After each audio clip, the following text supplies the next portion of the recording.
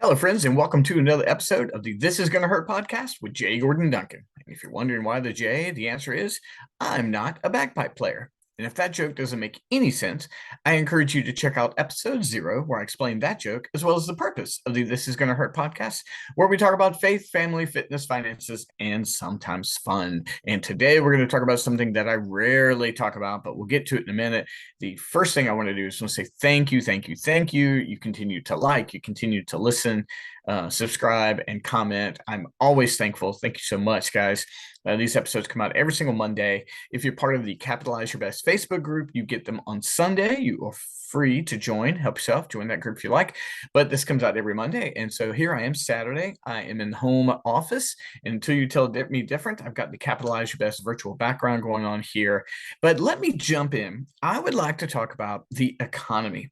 Now, I never, ever talk politics, and at least not in a public forum. I have all my opinions on them, and I usually talk about them in a private, we'll get this hat straightened out, a private venue or private atmosphere, but not publicly. And you would think that a conversation about the economy is an objective conversation, but it is not, because right now there's massive disagreement about the economy, and that's always the case in an election cycle.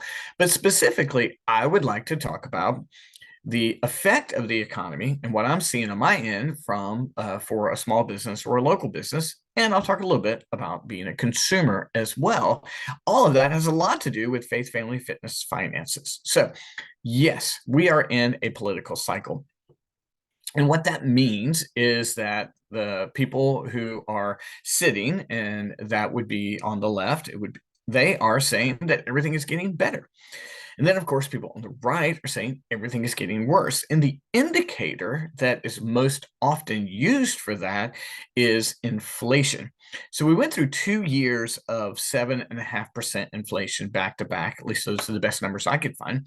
And right now we are at a gauge of somewhere in the twos for inflation, a 2% increase, and definitively has come down. But the goal that I am reading is the goal to have inflation somewhere around, a low 2%. You don't want negative inflation, essentially, a essence, because that means the economy is not growing. When economies grow, things cost more. But it means that if things are going to grow in cost, that only works if job and reimbursement and salaries and income grows. And so recently we had the State of the Union speech, and then we had the responses.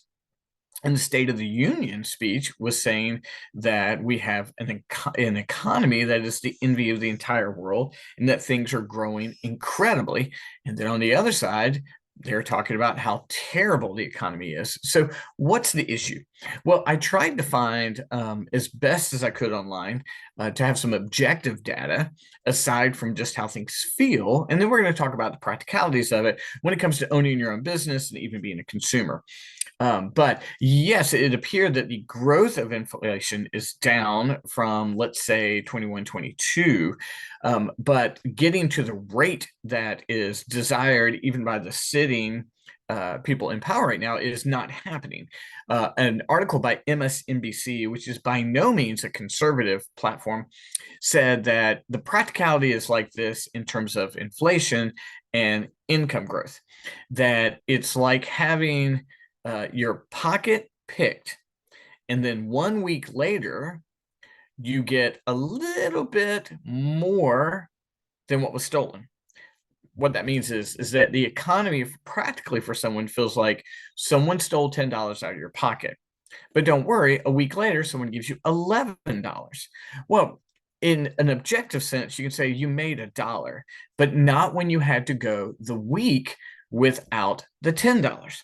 And so they were arguing that what that looks like then is that, yes, income is growing at a greater rate than inflation, but it's not growing fast enough in the rate of inflation for it to make its immediate impact.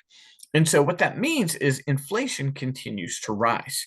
Now, another indicator that everyone gets excited about is the interest rate for homes. Now, we all know that during the 2020, 2021 area, that interest rates were as low as the twos, 2.25, 2.75. And then now we've been up in the high sevens.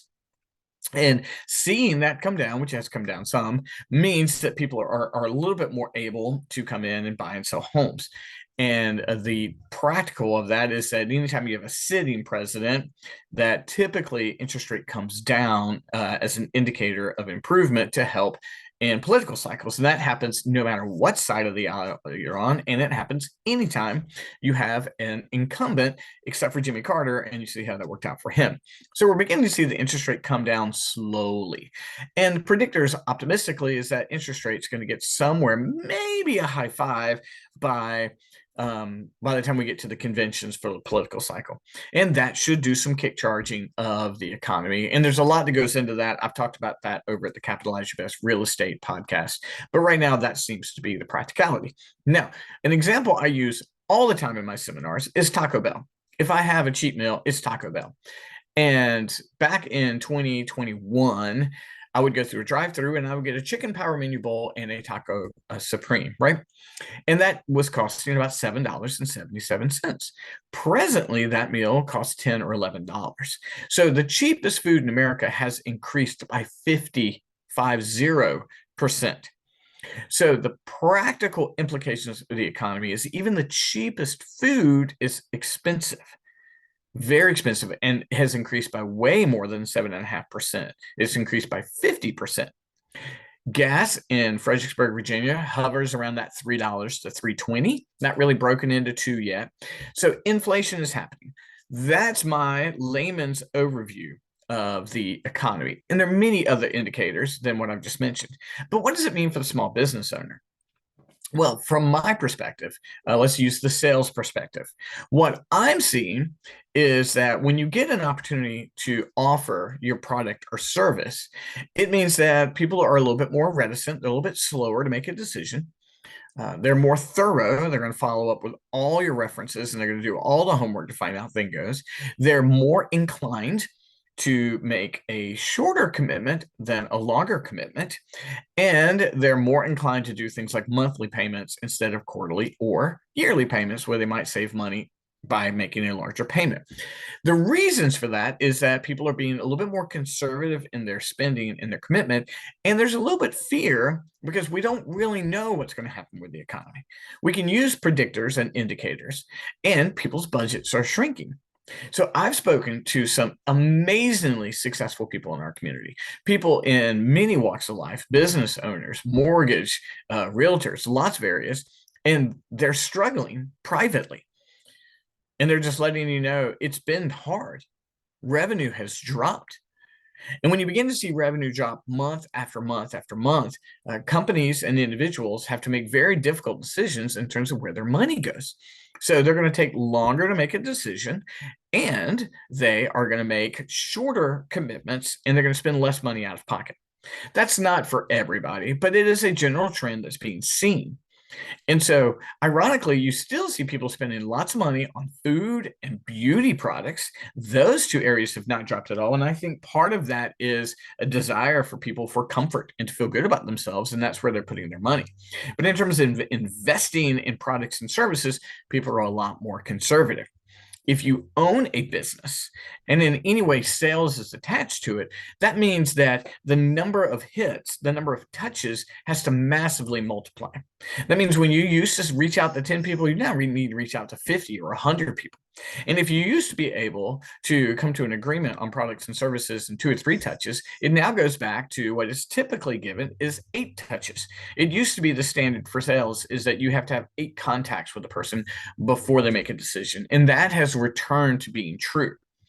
So that means if you own a small business, then you've got to become way more aggressive with marketing and way more aggressive with follow-up and sales touches. And if you're not comfortable in the sales position, if you're not comfortable in the reaching out position, it's going to be a greater struggle for you, because right now attraction marketing, that attractional marketing has become more and more difficult. Attractional marketing is when you put out marketing content, whether it be on the radio or social media, and people like you so much they reach back out to you. That still happens, but it's happening at a lesser rate. So that means that if you are going to own a business, you've got to go towards people. You're going to have to make the cold calls. You're going to have to do more messages on social media. You're going to have to text more. You're going to have to call more. You're going to have to go to them. So my offering when I speak to my clients is you got to do all of that. Whatever you were doing on social media, you've got to do 10 times as more.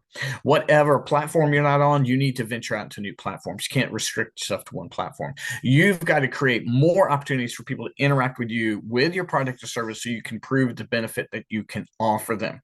That means in a difficult time where things like discouragement and depression might be setting in, no one who wants to survive in the present moment has the option of stepping back. In fact, those that are going to survive actually have to take massive steps forward, lean into greater sales, greater marketing. And that's where people are putting their investment dollars who are succeeding. Additionally, if you want to do well with that, you're going to have to skill up.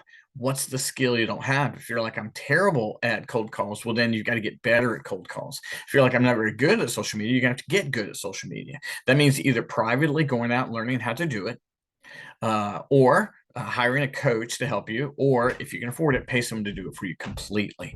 But the opportunity of sitting still in the present economy only means that other people who are aggressive and going forward are going to pass you. That means this season is very, very difficult. One of the things that we've done, one of the things we encourage our clients to do is the seminar model. Now, I'm very fortunate this week. I have 4 seminars coming up. Very thankful. I've been invited into these areas to come do this. The seminar gives me an opportunity to just serve people at no cost and demonstrate the value of working with us and being an educator and a servant to them. And then that gives me an opportunity to establish my reputation in the marketplace and then potential new clients from it. I'm going to encourage in the Capitalize Your Best program. If you're part of the 12-month program, we greatly encourage the seminar model because in that you get an opportunity to serve, prove your value, and then create a lead source for you.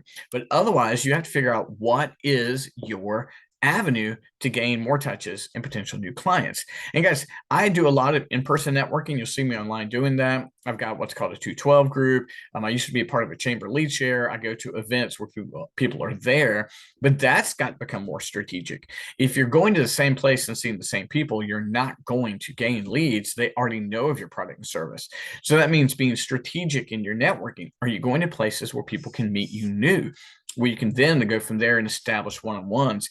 Essentially, in this economy, if you're not being more strategic about your time and you're not being more purposeful in your reach outs, you're going to continue to struggle with your revenue until things turn around. And then when things turn around, if you don't already have a presence, you're going to be behind in catching them up. And so that's my quick overview. I know it's a ton of data, but that's my overview about how I'm speaking to my clients, my potential clients, about how the economy presently is helping small business owners. I know this is true for larger business owners, but I'm speaking to people who are probably $1 million and under in revenue, or even in the 5 figures in revenue. That's the reality of where we're at. Woo! All right, friends, I hope you appreciate this very first time dip into the economy and a little bit of the political arena. In that, I was trying to be as objective as possible and give you some practical takeaways. If you would like to know more, just go to capitalizeyourbest.com and set an appointment with me. There's 2 buttons there on the left. You set an appointment with me. On the right, you find out about our personal coaching program. Check that out. Be sure you follow me on Facebook, Instagram, TikTok, and all those places. I'm there. And I can't wait to see you again next week. I hope you've enjoyed this episode. If you'd like more of this kind of stuff, please let me know, and I'll talk to you soon. Bye-bye.